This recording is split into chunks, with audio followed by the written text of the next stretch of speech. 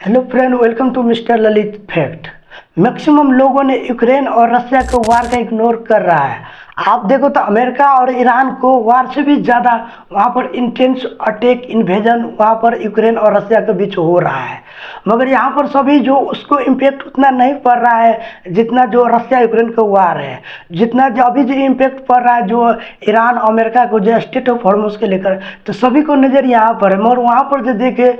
Ukraine और Russia को, तो 2-3 हफ्ता से जो पहले जो फरवरी 28 में अमेरिका और इजराइल ने मिलकर ईरान पर किया था, कुछ इस तरह का वार वहाँ पर हो रहा है। मगर मैक्सिमम लोगों ने यहाँ पर वार को इग्नोर कर रहा है। आप जो आज से देखे तो जो अब से देखे 2-3 हफ्ता से दोनों देश पर कितना बड़ा बड़ा हमला किया था, जो बहुत सारा इंफ्रास्ट्रक्चर जो यूक्रेन का, स्पेशली जो आरोप लगाया कि यूक्रेन के जेलेंस्की ने आरोप लगाया, जो बैकग्राउंड में जो देखे तो बहुत सारा क्रेसी जो हाइपरसोनिक मिसाइल से अटैक किया। वो जो जेलेंस्की क्लेम कर रहा है कि जो वो मिलिट्री बेस, रडार, जो एयर डिफेंस और कम्युनिकेशन जो मिलिट्री से रिलेटेड जो संबंधी, उस पर अटैक के साथ साथ जो सिविलियन इंफ्रास्ट्रक्चर पर अटैक कर रहा है। जो जेलेंस्की आरोप लगा रहा है, जो लगा रहा था उस पर, जो रसिया पर, रसिया जो बोल रहा है कि मैं सिर्फ वो मिलिट्री बेस और जो जितना भी प्रकार का जो कम्युनिकेशन सिस्टम और एयर डिफेंस है और रडार, इस पर मात्र में अटैक करता, किसी भी सिविलियन पर मैं अटैक कर नहीं रहा हूँ। और इसके में दोनों तरफ से जो आज भी जो दोनों तरफ ने, स्पेशली जो यूक्रेन ने जो अपना जो बार बार क्लेम करता है, जो अभी भी सर्वाइव कर रहा था। पहले जो सिचुएशन जो देखो 25 में और 24 में यूक्रेन ऑलमोस्ट हारता हुआ नजर दिखाई दिया जा रहा था। सेम वैसा ही देखा दिया जा रहा था जो पहले की सिचुएशन में जो सोच रहा था, जो अमेरिका इजराइल को जो सोच था कि ईरान को अटैक करेगा तो कमज़ोर होगा, वहाँ के रिजीम चेंज हो जाएगा। तो सेम वैसा ही तो वहाँ को रसिया को उस वक्त को जो लग रहा था कि रसिया पर जो अटैक, स्पेशली यूक्रेन पर अटैक कर रसिया पर जो जितना सारा क्षेत्र अभी कब्जा किया है, जो डोनान्स, खेरसन और क्रीमिया और भी सारा बहुत सारा जो कब्जा किया है, तो कुछ इस तरीके का लग रहा था इजी तरीका से इस पर मैं पूरे देश पर कब्जा में, स्पेशली मैं यूक्रेन पर कर लूँगा, रसिया को लग रहा था। मगर रसिया का जो साथ साथ जो वो भी जो नेटो देश था, तो नेटो देश के आपको पता है कि जेलेंस्की को, वो जेलेंस्की आपको जो बिहाइंड के रीज़न आपको पता ही है कि जो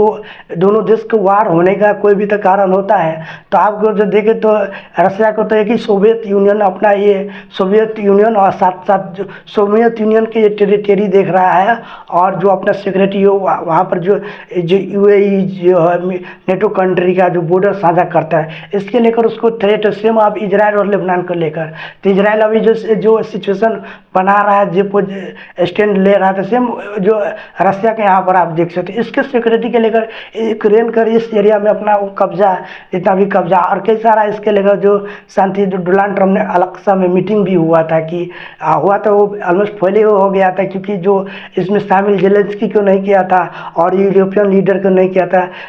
ट्रम्प और पुतिन में उस बस कर उसमें बात किया था। उसमें पॉइंट था कि जितना भी कब्जा किया हुआ वो रसिया को दे दिया जाए और जो वार एंड कर दिया जाए। मगर जो स्पेशली जेलेंस्की नहीं माना और जितना भी यूरोपियन लीडर देश है उसको मनाने में सक्सेसफुल हो गया। तो आपको पता है कि जो बिहाइंड द रीजन वार होने के कारण ये है। तो दोनों देश को, तो अभी का जो सिचुएशन देखे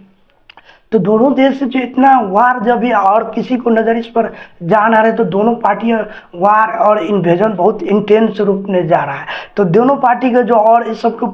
ओवरव्यू जो देखे तो दोनों पार्टी को स्ट्रेटेजी और जो पावर किसको फायदा किसको नुकसान और कौन अभी लिवरेज उठा रहा है इस वार में। तो आप जो देखें तो अभी जो यूक्रेन की स्ट्रेटेजी है, यूक्रेन जो अभी क्लेम कर रहा है, जो अभी ऑलमोस्ट जो 26 में जो 25 में जो 25 और 26 में जो क्लेम किया है, उसमें तकनीक हासिल कर लिया, स्पेशली जो ड्रोन के लेकर उसको ड्रोन इतना तकनीक और विकसित बना लिया है कि किसी भी जो बड़ा बड़ा मिसाइल को इंटरसेप्ट कर उसको डिस्ट्रॉय और अपना रेंज बढ़ा लिया। जो नेटो कंट्री से मांग रहा था बड़ा रेंज का दूरी का मिसाइल, पर नेटो कंट्री ने वो बड़ा मिसाइल देने उतना नहीं दिया। वो सपोर्ट तो किया एड्स के जरिए और मिलिट्री के जरिए सपोर्ट किया, मगर जो बड़ा बड़ा रेंज का जो मिसाइल है स्पेशली जो नेटो में नहीं किया, तो उसके लेकर जो स्पेशली यूक्रेन ने क्लेम और जो किया। और साथ साथ आप भी वो फोटो देखा होगा कि यूक्रेन को जो ड्रोन है अभी कई सारा देशों से जो मिडिल ईस्ट में ईरान अमेरिका के जो वार चले मिडिल ईस्ट से, इसके लेकर डील किया है। जो जो ईरान से मिडिल ईस्ट में आ रहा है, तो कई सारा मिडिल ईस्ट के कंट्री सऊदी, कतार, बहरीन, कुछ इस तरीका के देश इसके लेकर 5-10 साल का डील किया है कि अगर इतना कारगर साबित। अभी आपको पता है कि अभी जो पहले वार हो रहा था मिलिट्री ऑपरेशन और एयर स्ट्राइक और बड़ा बड़ा महंगा मिसाइल से अटैक हो रहा था, और अभी जो देखें तो मॉडर्न युग में मैक्सिमम जो कम पैसा में लगा जो ड्रोन कम जो वहाँ पर जो देखें तो अभी कमाल कर रहा है जो ईरान का शायद ड्रोन। ऐसे वैसा ही जो उसको कहना है कि यूक्रेन के कहना है कि जो ये विकसित किया है कि किसी भी ऑलमोस्ट बड़ा बड़ा भी मिसाइल के इंटरसेप्ट करने के लिए वो है, और जो बहुत सारा रेंज में जाकर जो बहुत दूरी में 2 से 3, 4 हज़ार, 5 हज़ार किलोमीटर अंदर जाकर रशिया में, और स्पेशली उसको मैक्सिमम स्ट्रेटेजी से देखो तो यूक्रेन के तो रशिया के इकोनॉमिक्स कमज़ोर करना चाहता है। जो जहाँ जिस एरिया में कब्जा कर चुका है उस पर जो रिफाइनरी है वहाँ पर जो उसको जो इंफ्रास्ट्रक्चर है मिलिट्री, और जो वहाँ से जनरेट जो पैसा रेवेन्यू, तो मैक्सिमम प्रयास कर रहा है कि जो ड्रोन के जरिए इस ड्रोन का जेलेंस्की क्लेम कर रहा है कि ये ड्रोन को इंटरसेप्ट करना और इसको रडार में पकड़ना बड़ी मुश्किल है। इसके लेकर ये टेक्निक हासिल किया है, और वो जो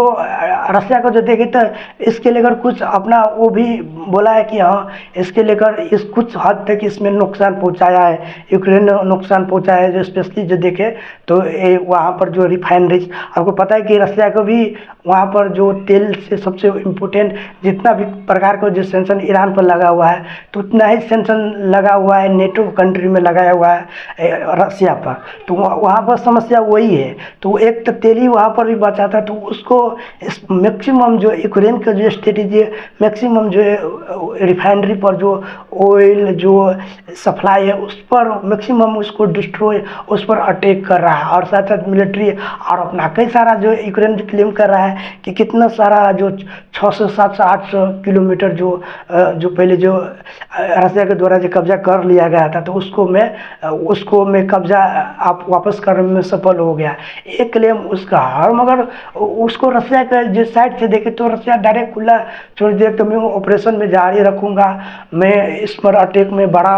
अटैक में जारी रखूँ, मैं इसके लेकर मैं कोई भी कॉम्प्रोमाइज़ कोई भी पीस शांति वार्ता करने के लिए मूड में नहीं हूँ। जब तक जो पहले की सिचुएशन में जो डोनाल्ड ट्रम्प जो बोला था कि जितना मैं जो कैप्चर कर लिया उस पर मानता है यूक्रेन, तो मैं इसके लेकर मैं पीस डील करूँगा, नहीं मानता है तो मैं इसके लेकर कोई भी कॉम्प्रोमाइज़। तो वहाँ पर देखें तो ऑलमोस्ट वहाँ पर जो दोनों पार्टी का जो देखो रशिया यूक्रेन का, तो वहाँ पर कोई भी शांति मीडिएटर भी देश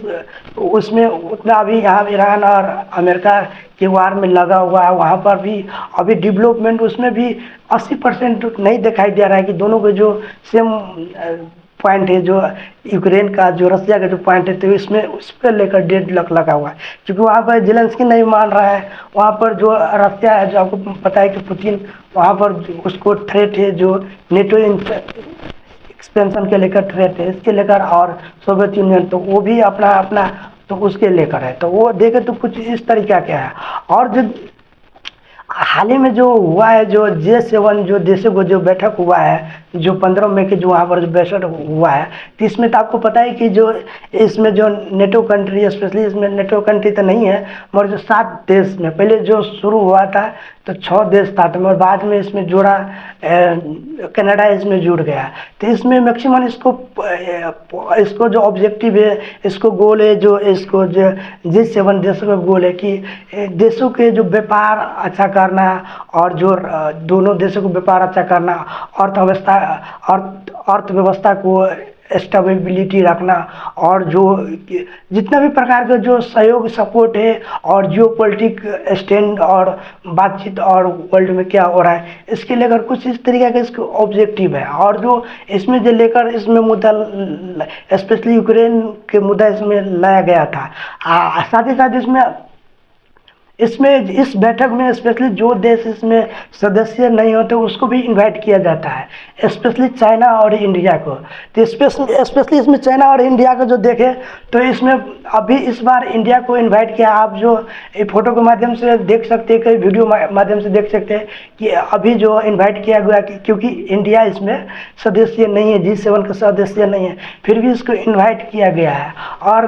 पहले जो पिछले बार जो हुआ था इसमें तो चाइना को भी इनवाइट किया, तो किसी भी को इसमें जो G7 है तो जो देश सदस्य ने उसको भी इनवाइट किया जाता है। और जो यूनियन है, जो अमेरिकन यूनियन, यूरोपियन यूनियन, इसको भी इनवाइट, कुछ और जो नेटो है, जो ब्रिक्स है, इसमें कुछ उतना संभावना नहीं है और देशों को जो सदस्य बाहक देशों उसमें नहीं आते हैं। मगर इसमें खासियत ये है कि एकदम अति न्यूट्रल अपने आप को शो करने का और एकदम फ्री और फ्रेंडशिप के तरीक़ा से ये G7 को अपने आप को, आपको पता है कि ये कितना इम्पोर्टेंट होता है। जो ब्रिक्स है, जो G7 है, G20 है, कि वर्ल्ड के ये बड़ा देश है, अर्थव्यवस्था पर ये कंट्रोल और अर्थव्यवस्था के तौल और ऊपर और नीचे करने का इसके पास में कैपेसिटी होता है। तो इसके लेकर जो रशिया यूक्रेन का वार था, इसके लेकर बात भी रखा गया था, मगर मैक्सिमम जो देश था तो यूक्रेन को इसमें सपोर्ट किया और उस पर स्पेशली जो रशिया पर और भी सैंक्शन लगाने के बाद किया, जैसे कि ऑयल हो गया, गैस हो गया। इस पर आपको पता है कि सभी प्रकार के रशिया पर वो सैंक्शन लगाया हुआ है। अभी जो सर्वाइव कर रहा है ईरान के जैसा तो रशिया, तो वो तेल है, तो वहाँ पर भी बहुत सारा तेल है और तो उसके लेकर वो सर्वाइव कर रहा है। तो उस पर जो G7 मीटिंग हुआ था तो वो जो पहला जो एड्स था, जो मिलिट्री ट्रूप्स था, तो वो तो कर ही रहा था। और अभी जो किया जो G7 में, तो वो और भी जो तेल के लेकर और गैस के लेकर सैंक्शन और बढ़ा दिया। और आगे जो ट्रम्प ने को कहना है कि इसमें से रशिया यूक्रेन का ईरान और अमेरिका के जो वार अगर न्यूट्रलाइज और पीस डील हो जाता है तो इसमें शांति वार्ता के लेकर मैं बात की आगाड़ी बढ़ाऊंगा और दोनों पार्टी को मैं यहाँ पर लाऊंगा और बात के मैं आगाड़ी बढ़ाऊंगा। तो मैं आज के लेकर जो रशिया यूक्रेन के जो सिचुएशन बना है और जो कई हफ्ता से देखो तो उससे भी ज़्यादा, मान लीजिए कि उससे भी ज़्यादा वहाँ पर इम्पैक्ट देखे तो वहाँ स्टेट ऑफ हार्मस जैसा नहीं है, फिर भी 5 से 10% इससे भी इम्पैक्ट पड़ रहा था, ग्लोबल पे इम्पैक्ट पड़ रहा है। क्योंकि रशिया और इसके वार होगा तो रशिया कितना देशों को एशिया में तेल सप्लाई करते हैं तो उसके लेकर बाधित होगा। तो आपको पता है कि तो इसके लेकर उसमें भी इम्पैक्ट और उतना इम्पैक्ट नहीं पड़ रहा था जैसे स्टेट ऑफ हार्मस था। तो इसके लेकर ये है फ्यूचर सिनेरियो देखे यहाँ पर, तो बेस्ट केस सिनेरियो यहाँ पर क्या देखें तो अभी भी फिर भी मीडिएटर देश वहाँ पर मैक्सिमम डिप्लोमेसी और दोनों पार्टी को बोल रहा है कि किसी भी तरीक़ा से जो पीस डील हो जाए। और वर्स्ट केस सिनेरियो देखें तो अभी भी वार दोनों पार्टी में हो रहा है, कोई भी पार्टी मानने के लिए तैयार नहीं, न रशिया न यूक्रेन। तो ये वार ये है। अब मोस्ट लाइकली सिनेरियो तो आपको पता है कि टाइम बाय स्ट्रेटजी है, टाइम खींच रहा है। तो ये पॉसिबिलिटी ऐसा देखा जा रहा है 80% ये पॉसिबिलिटी है कि पीस वार्ता नहीं हो गया रशिया और यूक्रेन का। 20% फिर भी जो मीडिएटर जैसे कि इसके ज़रिए अगर जो होता है तो दोनों पार्टी से बात करके पीस डील जो जैसा तैयारी हो रहा है ईरान अमेरिका के बीच में, वैसा तैयारी करके वहाँ पे भी कर दिया जाए। तो कुछ इस तरह के तो आज में रशिया और यूक्रेन का जो सिचुएशन बना था उसके लेकर मैंने जो एनालाइज किया, आप अपना राय कमेंट दे सकते हैं। Thank you.